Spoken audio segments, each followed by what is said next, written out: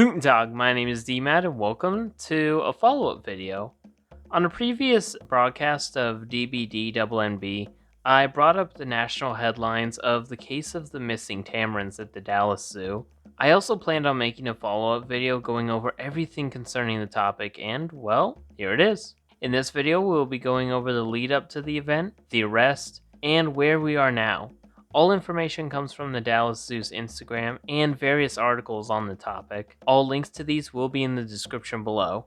I'll also be talking about my personal thoughts on the issue and some questions I have, so let's get into it.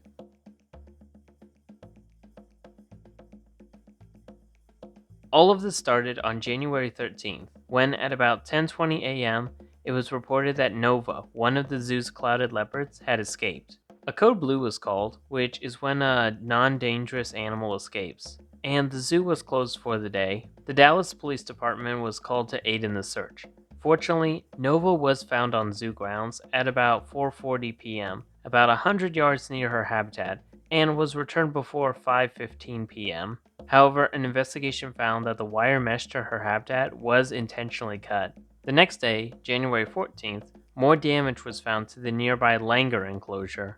Luckily, none of the animals escaped. The chaos didn't end there, as, unfortunately, on January 21st, Pin, the zoo's lapid-faced vulture, was found deceased with an unusual wound. In response, the Dallas police were alerted. Pin was 35 years old when he died, which makes it especially unusual as lapid-faced vultures can live to 50 years in zoos. Due to all this, on January 23rd, the zoo offered a $10,000 reward to information leading to the culprit of this mayhem. The headliner event occurred on January 30th when Bella and Finn, two emperor tamarin monkeys, were found missing at around 3:50 p.m. It was announced that, as with the previous incidents, the habitat was intentionally cut. As a side note, according to Pat Janikowski, principal of PJA Architects, who has worked with many zoos in the past, noted that the habitat mesh was comprised of stainless steel wire strands braided into a rope and woven together. Janikowski also noted that it was marked to withstand a gorilla. Things settled down, but at the same time ramped up the following day, January 31st. Fortunately, the primates were found unharmed in an abandoned house in Lancaster, about 15 miles south of the zoo. The vacant house is owned by the next-door church, Lancaster's Family Center Church of God in Christ. They were found along with, quote, blankets, canned goods, chickens, pigeons, birds, and cats, end quote, according to the Daily Beast.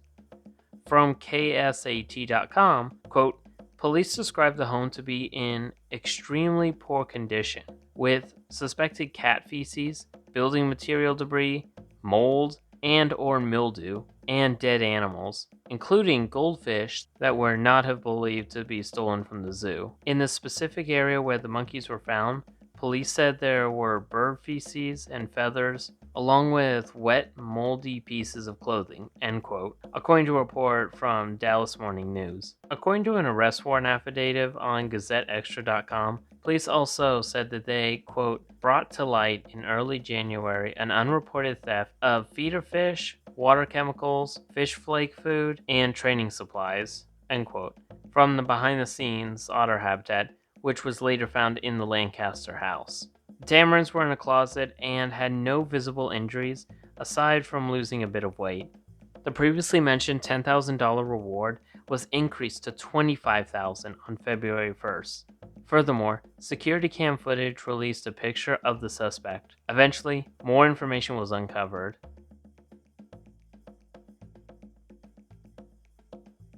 For my own reasons, I won't be showing the last name or the image of the suspect, who was later identified as Davion, age 24, male. If you want to know more, it is widely shown on the news articles that I'm referencing, so you can see for yourself. According to The Guardian, the suspect had visited the Dallas Zoo multiple times and was alleged by the zoo to have asked multiple questions in the lead up to the theft. These included asking where did the monkeys come from, what does the zoo do when they get aggressive, as well as other questions about birds and tigers. Come Thursday, February 2nd, Davion was arrested after being recognized outside the Dallas World Aquarium. According to a police affidavit, he was speaking to employees about, quote, means and ways to catch animals, end quote, NBCnews.com. Furthermore, information from GazetteExtra.com says he was asking, quote, obscure questions such as practices in housing and moving animals, end quote, said investigators. Davion was arrested and was sent to Dallas County Jail on $25,000 bond. According to FoxNews.com, he's charged with 6 counts of animal cruelty and 2 counts of burglary. The police connected the burglary with the escape of the clouded leopard and langurs. He is currently not accused or charged with the death of the vulture. More charges are possible, according to the zoo. Davion confessed to, quote, some of the crimes at the zoo, end quote, but declined to elaborate. According to KSAT.com, he told investigators he was able to outline his plan and evade security multiple times. According to DallasNews.com, he, quote, told police that on the night of the 29th, he waited until dark, then jumped the fence on the Clarendon Drive side of the zoo, the affidavit said, cut the metal mesh, went through the door, cut the enclosure where the monkeys were in, and took them, end quote. What's more concerning is that according to The Guardian, quote, a man arrested on charges related to the mysterious incident at the Dallas Zoo planned to return to the zoo and steal more animals if released from jail, according to the arrest warrant records, end quote. He also claimed responsibility for the clouded leopard escape, end quote, according to KSAT.com, and planned on stealing the leopard.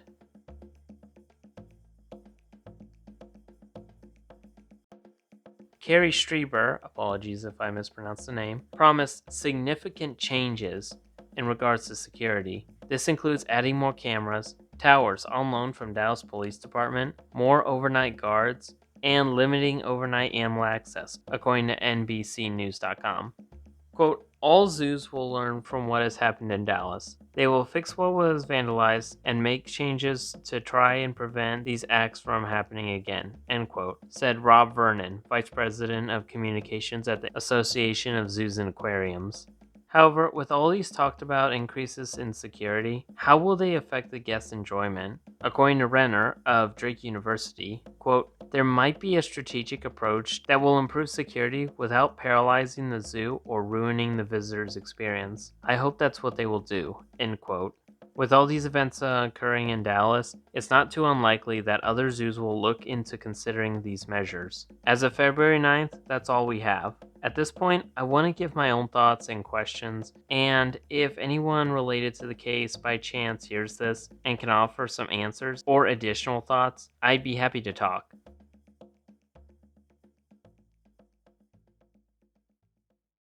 So, yeah, I'm going off script now. So, first off, I'm curious how other zoos will react to this. In recent broadcasts of my show DBD Double NB, I've talked about how different zoos are upping security. I'm also finding other reports of vandalism, like Houston Zoo. Again, in one of my previous broadcasts, I found that Houston Zoo had to deal with a 4-inch gap in a pelican habitat, and right now, it's just an isolated event. No other damage has occurred, and police are looking into it. But we'll just have to see. So, also, I remember hearing something about spider mon. Was it spider monkeys or no, squirrel monkeys? Squirrel monkeys being stolen. So, yeah.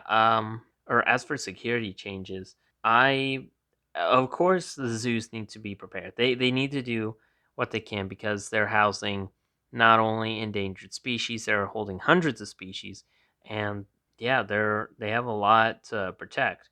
But what I'm scared about is how are we going to protect the animals and not limit the enjoyment of the guests? Because you want guests to be happy, like at zoos, okay? And okay, let's take the TSA for example.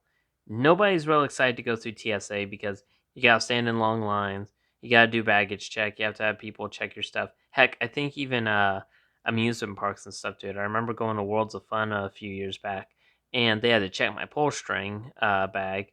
It just had stuff like wallet, I think a change of shirt, and some swim trunks and stuff. But they have to check that.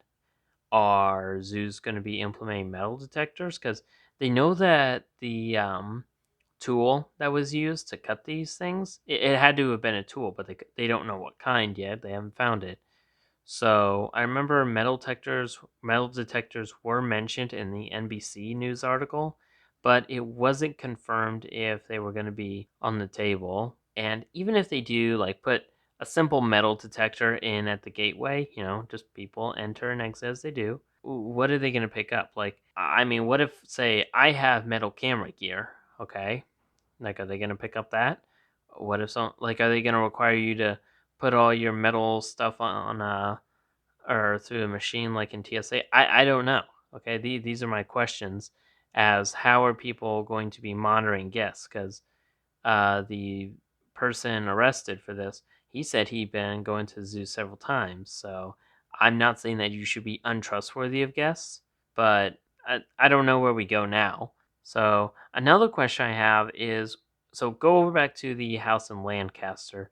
I know a lot of the information has been the on the guy. I mean, he's admitted to the crime now, so he's not a suspect. But I know a lot of attention has been on him and the Tamarins, but I don't see a lot of information coming out about the house in Lancaster. So the church tipped off the police because they were reporting suspicious behavior. And in the house, like I said, they found cats, pigeons, birds, and even feces and mold. So it had to have, they all had to have been there a while.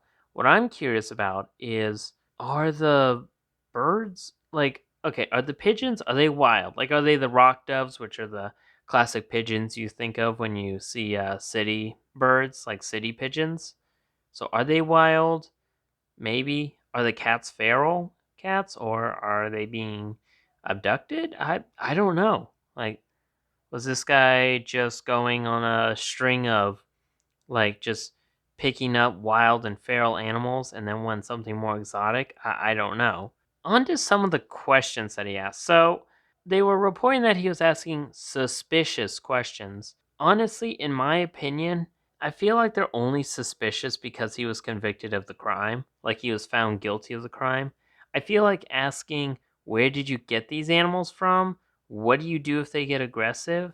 I feel like those aren't really weird questions. And what I'm scared of now is that if people ask these kinds of questions and stuff in the future, just out of general curiosity, I'm not saying like that anyone who asks questions are planning something, but if people are asking these questions out of general curiosity, what are they going to be put on like on a watch list or something? Like, hey, watch that guy. He was asking detailed questions about these animals.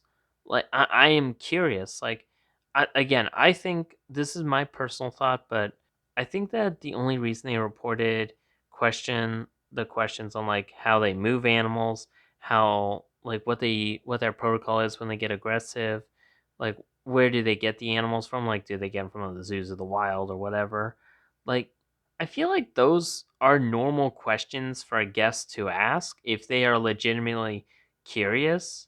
Like, I don't know, maybe a kid could ask them and it's not going to be weird, but if an adult asks them, is it going to be?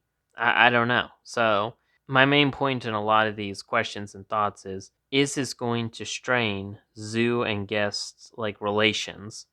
I know that zoos, they need to be wary and protective of the animals, but is this going to turn into something where the zoos are going to be like carefully monitoring them and stuff?